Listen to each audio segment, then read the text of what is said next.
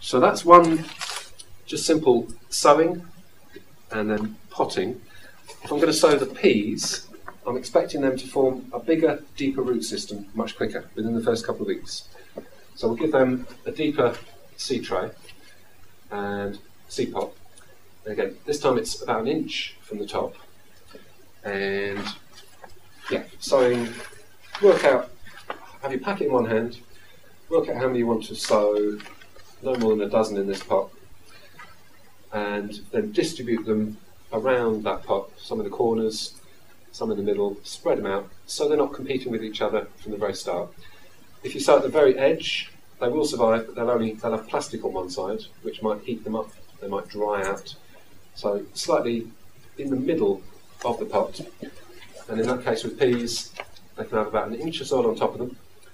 And we'll just settle it down, leave that loose, because there's no roots in there, you don't need to bond that on.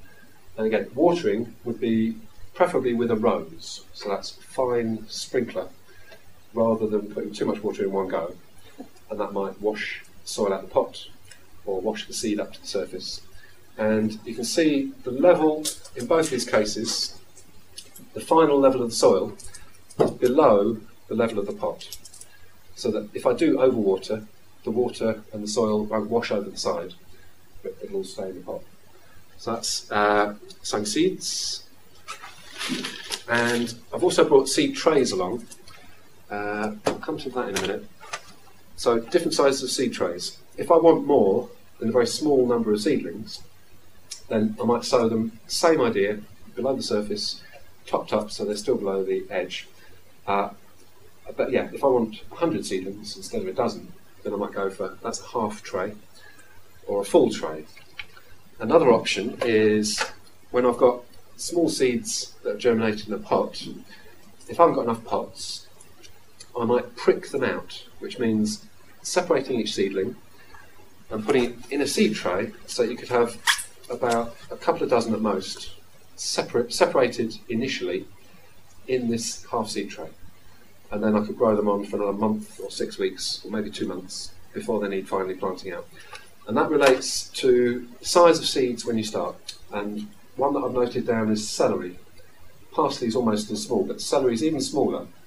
And the seedlings are about 0.5 centimetre tall to begin with. And they'll stay like that for about 6 to 8 weeks.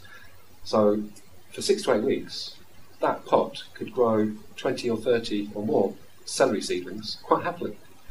But at some point, they would need individuating, given their own pot, if I've got enough space and pots, or I could plant 20 or 30 little celeries, a couple of months old, out into these trays and grow them on for another couple of months. But at some point in the future, each root system wants to be separated, like I showed you with the poached egg. And if you've got them in pots, you've got a single root system, single plant with a single root system. If you're growing in trays, at some point you're going to have to cleave apart the roots and there'll be slight damage to them again. But yeah, I could actually take those same celeries and prick them on a third time or a second time into a larger tray. And I've put celery down there specifically, not just because it's a small seedling, but because you need to raise it early in the year. So you could start to sow February, March, April. But if they're put out before the last frosts, if they get frosted, then they'll go to flower in the first year. They'll get checked growth, be stressed by the chill. They'll think it's winter. And then when you plant your little celeries or celeriacs especially out, they go straight to flower as small plants and you don't get a good crop. So in that case, you want to keep them indoors in protection, maybe a bit of heat initially or just a cold greenhouse, but for up to 3 or maybe even 4 months before they finally get planted out. So that one's specific for celery. And let's get back where I can reference here. Just see if we've done, and yeah, this process of sowing and then the first potting on, that could be before planting out with some things, but the time distance, it links into the moon calendar. So if you sow your seeds before one full moon and wait another lunar month, it'll be just after the next full moon, about 6 weeks later, that your seedlings will need potting on. And so that fits together with sowing before the full moon and waiting a whole month and then potting on after the next full moon or before the next dark moon, for those of you who've taken up the lunar calendar. And yeah, what I was saying about protected growing, either warmth or a cold greenhouse, would also apply if we were starting a seed bed outdoors, but maybe with a cloche over it.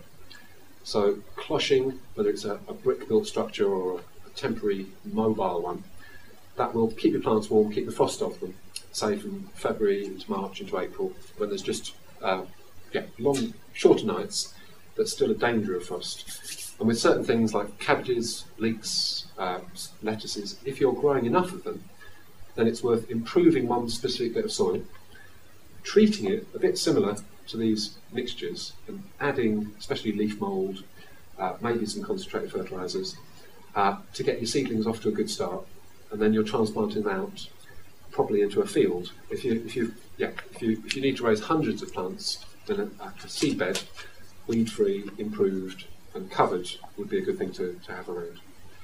So that's thinking about just sowing. I've started to talk about transplanting as well in terms of potting on and potting up. There's a couple more things here. There's another system larger than a seed tray. You can have boxes. Old wooden boxes are great, but they take up more mixture, worth lining with newspaper. Strips is what you get from garden centre often. So you get a plastic strip, about half a dozen plants in a strip, and then you've got to break them apart and plant them out. Root trainers are an amazing thing. It's twice as deep and long as a pot, and instead of having to get the plant out by extracting it, they separate and cleave apart, so they're kind of pivoted, hinged, and then you don't have to disturb the root system at all when you transplant them on. And the last one there, soil blocks, is when you prepare your mixture and you compress it. I can't do this with this one. Oh, it's going to stay in shape roughly. You compress it into a block, and you have hundreds of these lined up on a tray. You plant one seedling into each block. It's not separated from the next door ones, so eventually the roots can join together. But you grow it again for a couple of months. And if you were a farmer wanting to plant out a field full of some vegetable, you wouldn't bother with pots. It takes extra time, extra energy, extra investment. You just get the right mixture which holds together in a little block, put seed in each one, and then 6 weeks later, a couple of months later, when that's planted out, you've got the root system of one in an individual block of soil, and by then it's holding it together. The roots are grown into that block of soil, and you can then successfully transplant those like that. So that's a few other systems, mostly relevant to big scale, but pots and trays are the kind of scale that we're thinking about. Alright, so that's thinking about just sowing seeds as a means of propagation. Let's move on to keep the potting on mix. Now let's keep whatever. So, other forms of vegetative propagation, there are quite a few of them. Cuttings and division are going to be the most common and most useful ones, but I will try and go through and illustrate them all just briefly before we have a break and Ed makes the tea in a minute. He's here, he's still here. So let's think. Yeah, a lot of these are suitable when it's either a perennial or something which we can grow on indefinitely. So there's one of my garlics, and this is a hard-stemmed garlic, and they're supposed to be good for growing up north. And the main way of propagating these would be to cleave apart the bulb and break them down into individual cloves, taking off as much of the old material as possible, just in case it's got a mould or a fungus